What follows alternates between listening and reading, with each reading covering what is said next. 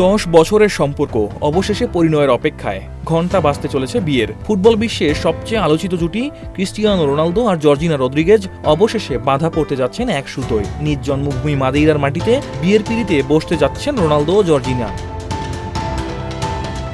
প্রশ্ন হলো, কবে হচ্ছে এই রাজকীয় বিয়ে, কোথায় বসছে আয়োজন, কারা থাকছেন অতিথির তালিকায়, আর কেন নিজ জন্মস্থানকেই বিয়ের জন্য বেছে নিলেন রোনালদো। ব্রিটিশ সংবাদ মাধ্যম দ্য সানের প্রতিবেদন অনুযায়ী আগামী শনিবার বিয়ে করতে যাচ্ছেন রোনালদো ও জর্জিনা। স্থান হিসেবে বেছে নেওয়া হয়েছে রোনালদোর জন্মভূমি পর্তুগালের মাদেইরা দ্বীপ। বিয়ের মূল আনুষ্ঠানিকতা হবে মাদেইরার রাজধানী ফুনচালের ঐতিহাসিক ক্যাথেড্রালে।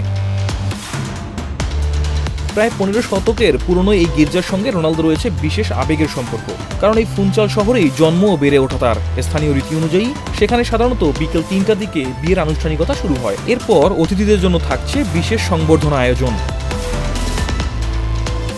বিয়ের পরের আয়োজন হবে মাদেইরার বিলাসবহুল 5 তারকা হোটেল স্যাভোয় প্যালেসে। আটলান্টিক মহাসাগরের দারুণ দৃশ্যের সামনে অবস্থিত এই বিলাসবহুল হোটেলকে ঘিরে ইতিমধ্যে শুরু হয়েছে ব্যাপক প্রস্তুতি। জানা গেছে, অতিথিদের নিরাপত্তা ও আয়োজনের জন্য হোটেলের কয়েকটি অংশ সাময়িকভাবে বন্ধ রাখার ব্যবস্থা করা হয়েছে।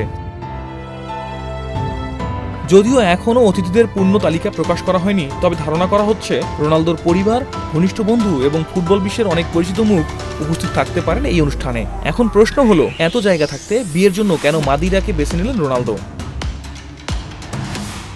রোনালদোর কাছে মাদেইরা শুধু একটি জায়গা নয়, এটি তার শিকড়। এই শহরেই তার জন্ম, এই শহরেই শুরু হয়েছিল তার সংগ্রামের গল্প। আজ বিশ্বের অন্যতম ধনী ক্রীড়াবিদ হলেও রোনালদোর শৈশব ছিল ভীষণ কঠিন। ছোটবেলায় সীমিত সুযোগ সুবিধার মধ্যেই বড় হয়েছেন তিনি। মাত্র 11 বছর বয়সে পরিবার ছেড়ে লিসবনে চলে যান ফুটবল ক্যারিয়ার গড়ার জন্য। সেই মাদেইরাতেই জীবনের সবচেয়ে গুরুত্বপূর্ণ মুহূর্ত উদযাপনের সিদ্ধান্ত নিয়েছেন রোনালদো।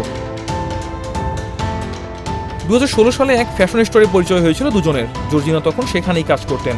সেই পরিচয় থেকেই শুরু প্রেম, আর গত বছরের আগস্টে বাগদান।